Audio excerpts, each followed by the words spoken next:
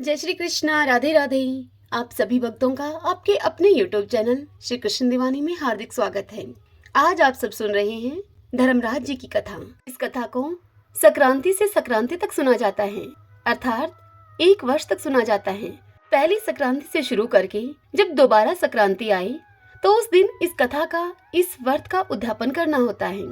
तो आइए आज की इस वीडियो में हम आपको धर्मराज जी की कथा का श्रवण कराते हैं और उद्यापन की विधि भी इस कथा में ही निहित है, वह भी बताएंगे। सबसे पहले आप यह जान लीजिए कि धर्मराज जी की इस कथा को क्यों सुना जाता है। तो देखिए, इस बात का वर्णन सूर्य पुराण में मिलता है। भगवान सूर्य नारायण कहते हैं, जो भी मनुष्य धर्मराज जी की व्रत कथा को प्रतिदिन सुनते हैं वे दुखों से मुक्त हो जाते हैं। इसमें कुछ भी संशय की बात नहीं है। मृत्यु काल में जब यमदूत मनुष्य को लेने के लिए आते हैं तो वे भी उसको आदर से लेकर जाते हैं और धर्मराज जी भी उसे सुखी रखते हैं।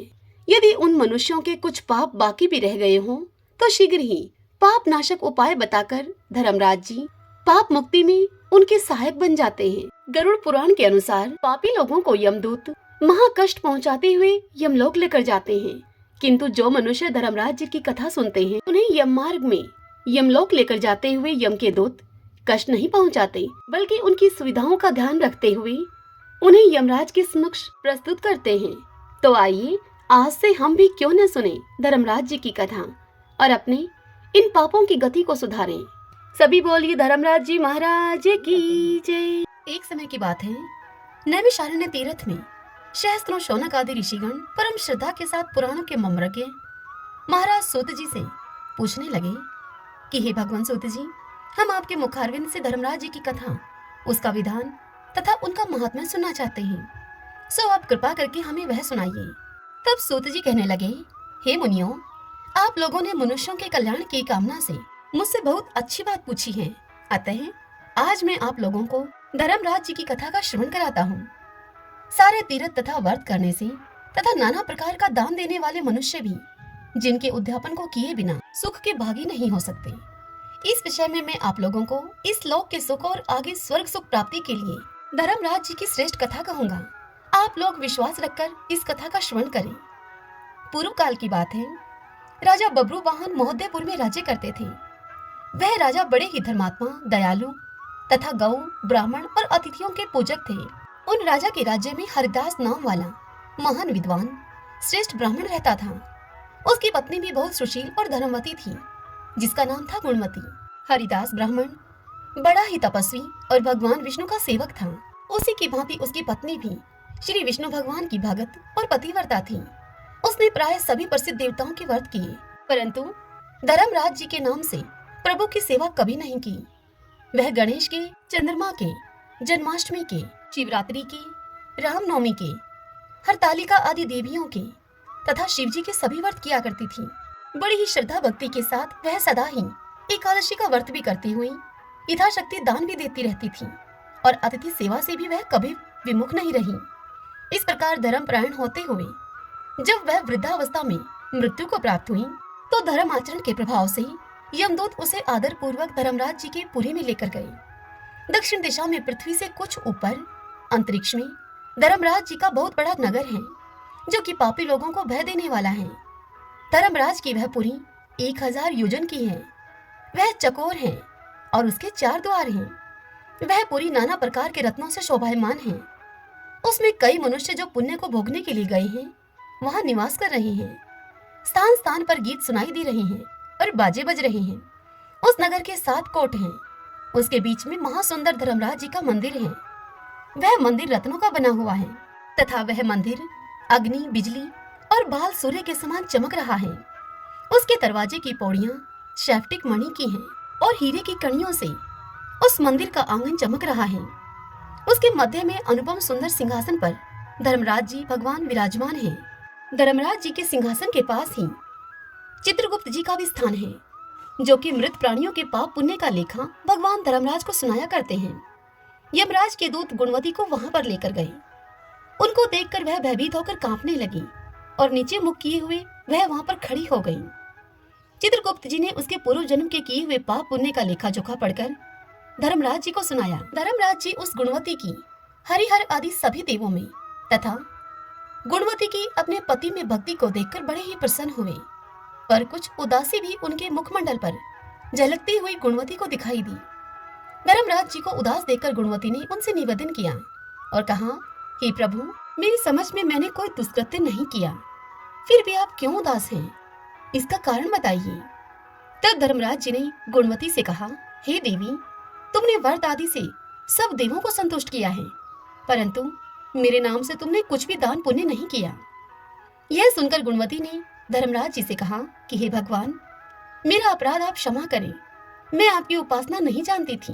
अब आप ही कृपा करके मुझे कोई ऐसा उपाय बतलाइए जिससे कि मनुष्य आपका प्रीति पात्र बन सके। यदि मैं आपके भक्ति मार्ग को आपके मुख से श्रवण करके वापस मृत्युलोक में जा सकूं, तो वहां पहुंचकर मैं आपको संतुष्ट करने का वह उपाय अवश्य करूंगी। तब धर्मराज ने गुणवती से कहा, हे देवी, सूर्य भगवान के उत्तरायण में जाते ही जो महापुण्यवती मकर संक्रांति आती है, उस दिन से मेरी पूजा शुरू करनी चाहिए। इस प्रकार साल भर मेरी कथा को सुने और पूजा करें, इसमें कभी नागा नहीं करें। आपातकाल आने पर भी मेरे धर्म के इन 10 अंगों का पालन करें। धृति, यथा लाभ संतोष, क्षमा, यम नियम द्वारा मन को वश में करना, किसी की वस्तु न चुराना, मन से पर स्त्रियों या पर पुरुषों से बचना, यानी मन की शुद्धि और शारीरिक शुद्धि, इंद्रियों के वश में न रहना, बुद्धि की पवित्रता यानी कि मन में बुरे विचार न आने देना, शास्त्र विद्या का स्वाध्याय करना अर्थात पूजा पाठ करना, कथा श्रवण या व्रत रखना और तद अनुसार दान पुण्य करना, सत्य बोलना, सत्यता का ही व्यवहार करना और क्रोध न करना, ये 10 धर्म के लक्षण हैं। और मेरी इस कथा को नियम से सुनता रहे और पढ़ता रहे और यथाशक्ति दान पुण्य आदि करता रहे, परोपकार करता रहे। जब साल भर बाद फिर मकर संक्रांति दोबारा से आए, तब इस व्रत का उद्यापन कर दे। सोने की या असमर्थ हो तो चांदी की मूर्ति बनवाए, विद्वान ब्राह्मण के द्वारा पूजन हवन आदि करे, मूर्ति की प्राण प्रतिष्ठा करके पंचामृत से स्नान कराकर षोडशोपचार से उसकी पूजा करें। मेरे साथ में चित्रगुप्त जी की भी पूजा करें और सफेद काले तिलों के लड्डू का भोग लगाएं। हमारी पूर्ण तुष्टि के लिए ब्राह्मणों को भी जिमाएं और बांस की छाबड़ी में 5.25 सेर धान्य और जवार, जो कि मुक्ति तुल्य मानी गई है, वह लेकर उससे छाबड़ी को भरकर गुरु या ब्राह्मण को भेंट करें। स्वर्ग में चढ़ने के लिए सोने या चांदी की नैसेनी भी दान दे। नैसेनी होती है सोने या चांदी की सीढ़ी। सुंदर बनी हुई शैया भी दान दे, जिस पर मुलायम गद्दा, तकिया और रजाई हो।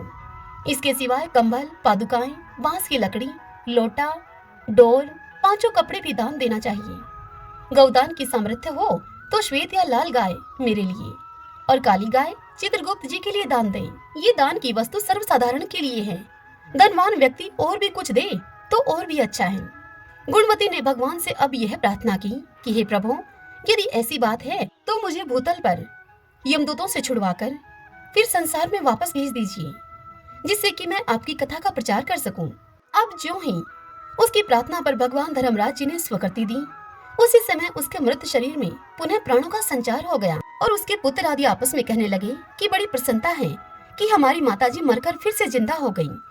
इसके अनंतर गुणवती ने अपने पति, पुत्र आदि को वे सब बातें भी कही जो धर्मराज जी ने मनुष्य के कल्याण के लिए उससे कही थी, और खुद ने भी वह व्रत शुरू कर दिया।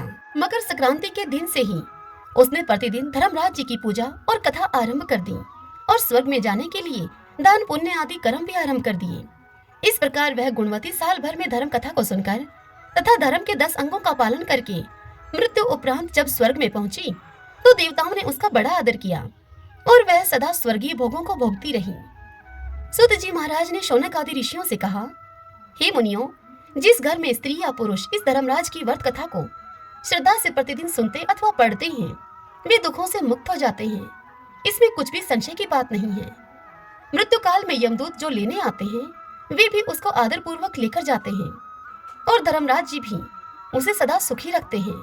यदि उन मनुष्यों के कुछ पाप बाकी भी हों, तो शीघ्र ही पापनाश का उपाय बताकर शीघ्र ही पाप मुक्त कराने में सहायक बन जाते हैं।